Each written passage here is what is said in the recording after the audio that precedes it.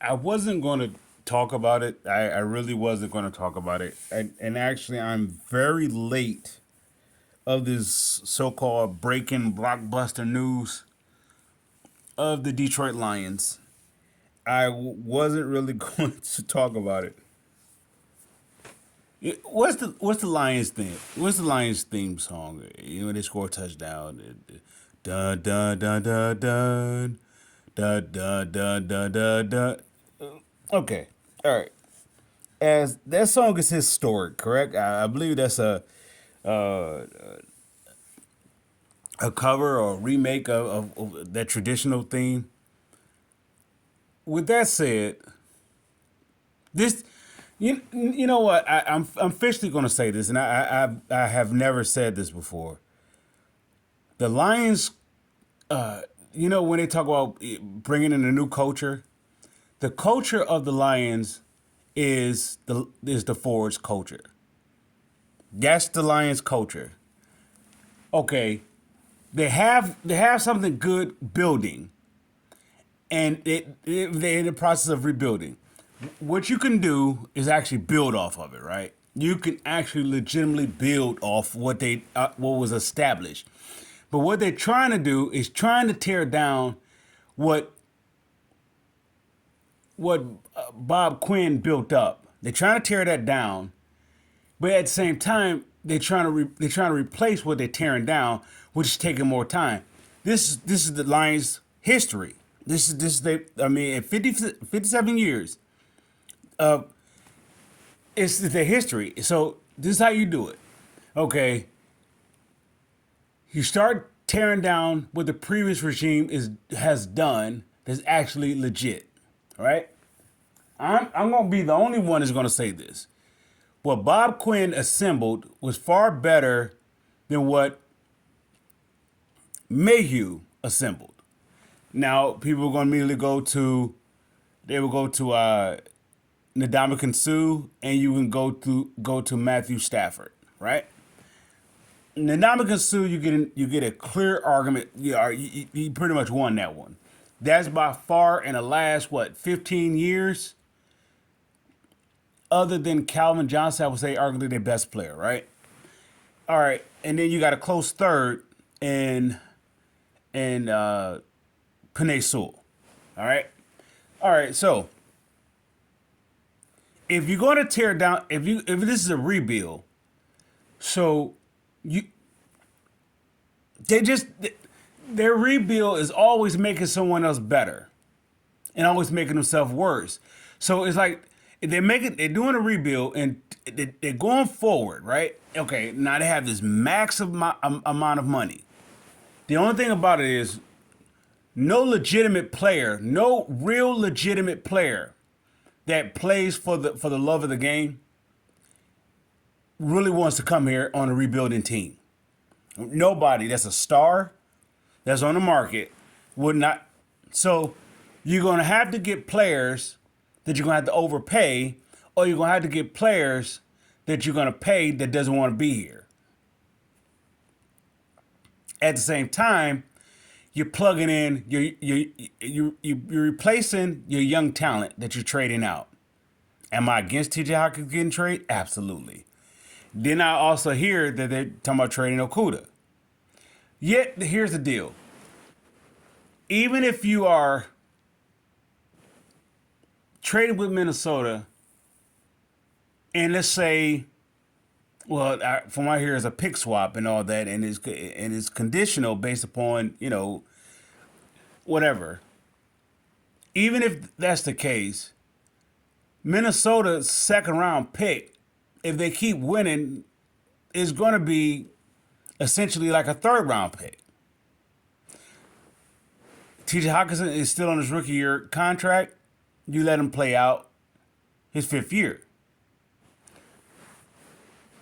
It just doesn't make sense what they do. You all right? Going back to when they cut Jamie Collins. Why did you cut him? Why did you cut him? Why did you cut Trey Flowers? Why did you cut him? Because you just didn't want whatever that had to do with Bob Quinn. You wanted all out of the door. But what are you replacing it with? They call it time, right? In other words, you're telling the fans, give me more time to replace them with. But you don't replace it with talent. Am I saying that Matt Patricia and Bob Quinn overpaid for those players? Yeah, they overpaid for their players because they have to overpay for them players based upon what the previous regime did before them. Is a revolving door that keeps spinning. The best chance they had at winning was up under Jim Schwartz. Yet Jim Schwartz's team is hands tied because of the fact of the rookie contract structure. His three best players is up under a rookie contract before it was, the rookie scale had took an effect. So you have Matthew Stafford, Calvin Johnson, and Ndamukong Suh, your three best players. Yet they on those high rookie, so you can't contain all three. So that's the reason why the Jeff Schwartz thing bottomed out. All right, so you pretty much got to replace that because you had to let Ndamukong Suh walk. So you have to fill him in with Haloti Ngata and whatever case may be. You don't get the best player in the draft that could actually fulfill that spot. You go ahead and get an offensive weapon to help out Matthew Stafford. Why? Because you just resigned Matthew Stafford and you got to keep him, I guess, happy. But you don't do what's best for Matthew Stafford by giving him offensive line. No, you give him a tight end that can't catch. They just so even when they're replacing something, which it seemed like is a logical move, it's always come out to be a bad move because of what they replaced it with. Okay, all right. If you give up Jeff Okudah and you give up TJ, let's stick with TJ Hawkinson. If you get rid of TJ Hawkinson, so now you got to replace TJ Hawkinson with what? With Jameson Williams? But you still need a tight end. If you keep TJ Hawkinson, you go into the free agency, and you could throw some money. If you were to cut, let's say, for the likes of whatever, you cut Goff. I'm not a fan of that. You keep him for one more year. That's what I would do. But let's say if you cut him, right? You cut him, and then you got extra money. You can go get who? You can go throw some money. I'm here. What Lamarcus? What's the guy name? The Ravens quarterback. Why? Because of the fact he's a dual threat. You have if you keep TJ Hawkinson for the remainder of his rookie year, and for, I guess that's a fifth-year option, you keep him for that, right? You bring in Lamar Jackson, that's his name, Lamar Jackson. I'm not a fan of going after a rookie quarterback, especially if you have a rookie, inexperienced head coach. I'm not for it.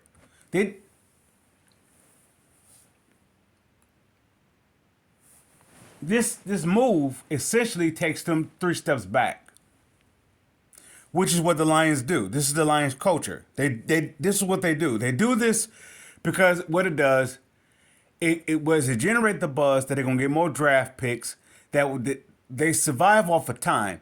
So the fans are gonna buy it because it looks as though it's going to project an outcome that is going to be successful. But the history states what it is. It's a smokescreen. They're not banking on it being successful. They're banking on that it's not going to be successful. I am beyond convinced. They're not banking on that the team is going to be successful for when they make moves like this. They're hoping that it be unsuccessful. The reason for it is because it keeps the fans keeps coming back. It's a drug. It's an addictive drug. The drug is not meant to cure you. The hard drug. It's not meant to cure you. It's meant to keep you to come back. That's what it's meant for. So with that said, that's what the Lions does. It's amazing to me. This is laughable because they're going all out hard trying to tear down everything that Matt Patricia, Bob Quinn and Matt Patricia did. They trying to do everything to tear that down, right? But everything they're tearing down is everything they made good. Now people say the Jamie Collins deal was a bust, or they say the Halapalooza IT, all the trade flower, all that. Those moves was actually to set you up for the bigger move. Let's say, for example, if you still have Trey Flowers on your team, right? And if you still have Jamie Collins on your team, those two players set you up for what you just drafted. And well, let's say the Trey Flowers move, you kept him before you cut him, and that kept that have you because what? Unless having him on the team was actually put you in a deficit and cap space to go forward, well then that's when you let it go because all right, you cutting this player, and it's not just freeing up cap space. It allows you to be more flexible, right? It doesn't because you didn't replace it with anything. You had to replace Trey Flowers in the draft. You replaced him with Aiden Hutchinson, right? Why? Because the reason why I said there was a replacement because Trey Flowers was your big signing, and so you have to replace that with a high draft pick, and that's what they did with Aiden Hutchinson. The one thing, okay, now when you cut Jamie Collins and you take the initial hit from that, why did you cut him? Because you didn't want what anything that was dealing with Patricia on your team. So it once again it doesn't make sense because you didn't replace him with anything. So what was the point of cutting him? So okay, you're gonna take out the same thing what they did with Ndamukong Suh.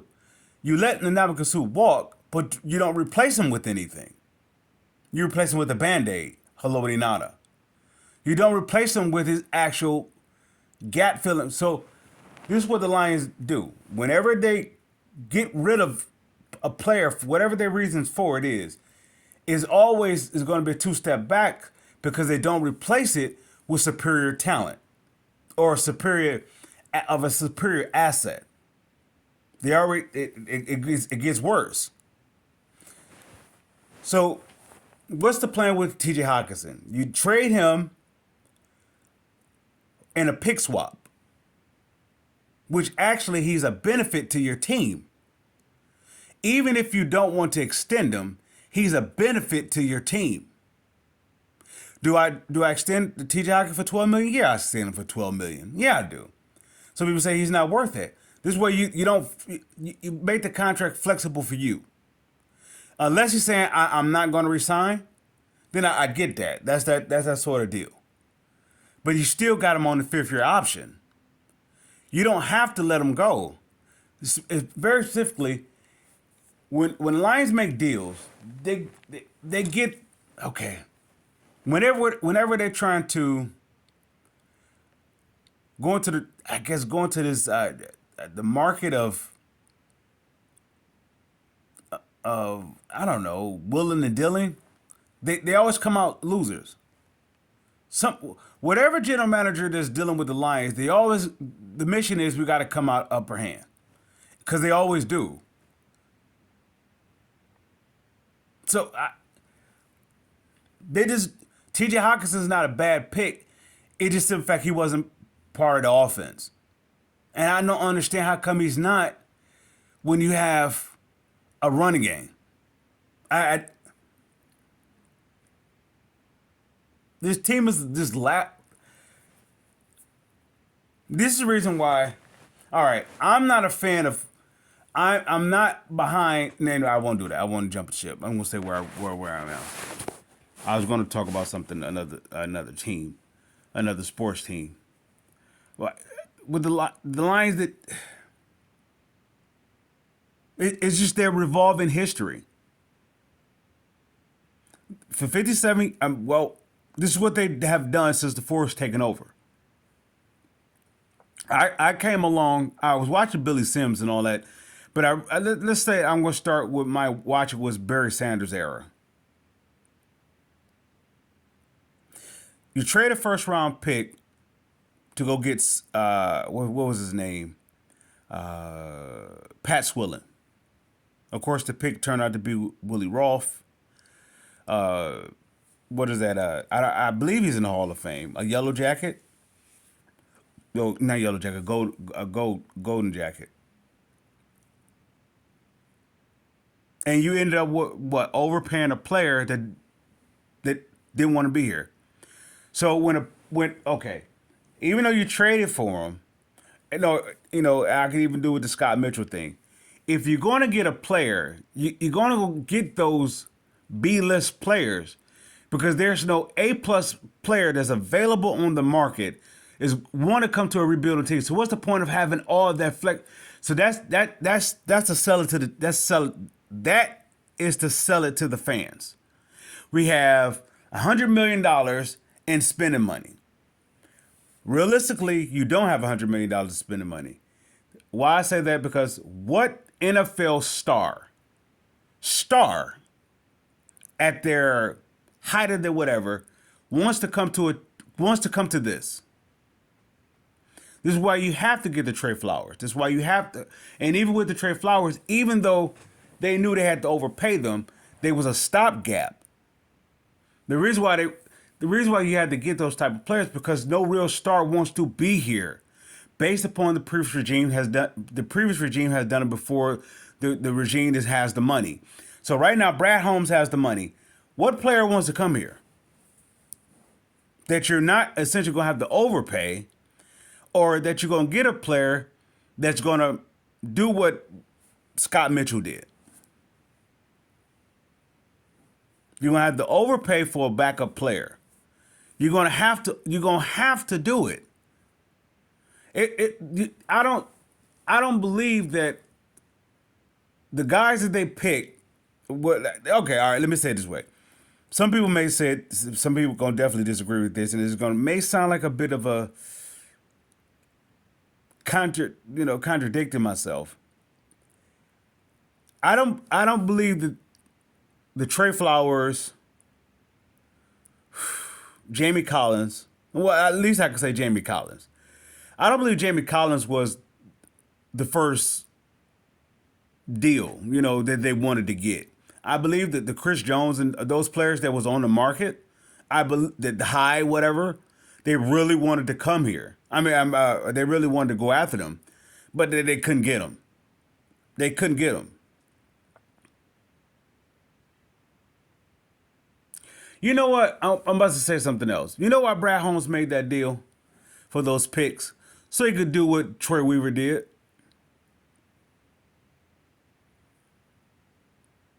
He go do what Troy Weaver did.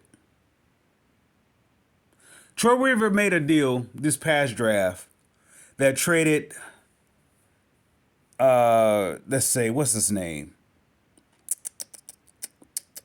I'm drawing a blank. Something Grant. What is his name? Grant. Anyway, they traded him to Portland, and Portland gave them this, I don't know, this late pick, whatever. They took that late pick, and with some money, they sent it over to New York, and they was able to get the 12th overall pick, I believe. And that's how they got Duran. So the Lions going to try to do the exact same thing. With those two, interchangeable picks, they'll try to patch those picks up and make a deal with somebody else. The only thing about it is the NBA the NBA GMs may respect the Pistons general manager. NFL general managers do not respect the Lions organization at all. What I mean by that is they would not allow them to come out even or allow the Lions to get the upper hand in any kind of deal. It just won't happen. All right. Now, I was hearing also that if you can cut Vitae, all right, you better plug him in with a starting left guard. You have an elite offensive line already. Now, if you're going to get a younger talent, you're going to have to get young talent that's ready to go. With a left, are you talking about, what is that? Was that left guard? No, that's right guard. Right guard. Because your left guard is Jonah. So you're going to have to get a right guard. Remember, Weaver did not Troy Weaver, Holmes. Holmes didn't draft anybody on the offensive line other than Sewell. Everything else, Bob Quinn did. So Jonah Jackson, that was Bob Quinn's pick. That wasn't Brad Holmes. Brad Holmes only got you only had since he been in wasn't he only had one legitimate piece that is worth validating him having a position. And that's Sewell. Everybody else, people say, St. Brown, all right, whatever. Those are players that plays a role on the team. I get that. You can have that on your team, but they're not Sewell level. Nobody's on that team is Sewell level. Hawkinson is a star, right? He's a star. He just on a franchise team that doesn't know anything what to do with stars. They don't know what to do with it.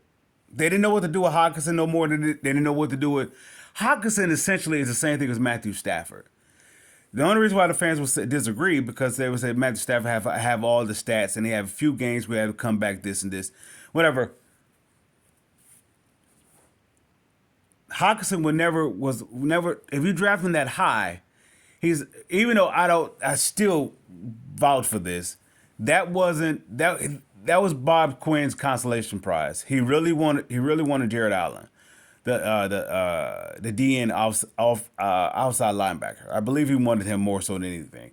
He was a consolation prize. However, he's a good consolation prize if you do it right. If you build up the offensive line and you run the ball, and you get you a quarterback who is a game manager, it will be perfect if you do it right. You get you a receiver that could what is that? That could stretch the field. That's a threat, which they have in Jameson Williams. You get T.J. Hawkinson to complement that. Hawkinson complements two phases. This is why I think it's the worst trade. This is the worst thing that you can do is cut him. Trade him. Because Hawkinson benefits the run game as well as the passing game. He's a dual threat receiver. You get him Lamar Jackson with that. Now people say I won't pay Lamar Jackson. I'll give me a rookie contract. But rookie. If you go get your rookie, you're asking if you have an inexperienced head coach, you ask this rookie to learn how to lose, not learn how to win. So there's no way this benefits the Lions. There's no way to no. But let me rephrase that. There's no way that this team actually becomes a contender in any of the Brad Holmes moves. That's from cutting Jamie Collison, Trey Flowers, trading T.J. Hawkinson, doing his picks in the draft, bringing in Brockers, everything that he has done has not benefited this team. Nothing. The only thing that's saving his job, legitimately, other than the Fords liking him because he is the face that's going to take all the hits for their blemish of what happened with Bob Quinn and Matt Patricia. That's the reason why he's there is to take all the hits. That's the reason why Brad Holmes is here is to take all the hits. So they're paying him to do that. Well, he's wow, I could go so deep with that because I can make that a racial thing. All right, whatever. In other words, I won't do that. I make it strictly what it is. He's going to be here to take all the hits. That's what Brad Holmes here. So he's going to have to do all the rough interior job to clean up the mess that that the Fords made. At the same time, if it doesn't work, he would have done what? Cleaned it out, and they could replace him. If it does work, they take all the glory and they let him go. So with that said, the only thing that's going right for Brad Holmes is Penei Sewell. That's the only thing he has going for him. Is Penei Sewell. Other than that, you can't find me anything that's worth his job. worth keeping his job. You can somebody say you can. He made a trade for Matthew Stafford. Got 2 first round. Matthew Stafford made that deal. If Matthew Stafford don't want to go, that deal don't get done. Well, he cut Jamie Collins and he saved him some cap space. All right, you got the cap space, but what players you're going to get? What top-notch player is going to want to come here? It's rebuilding. So you got all that money, and you're going to essentially have to get players like Jamie Collins. So you're in the same all over again.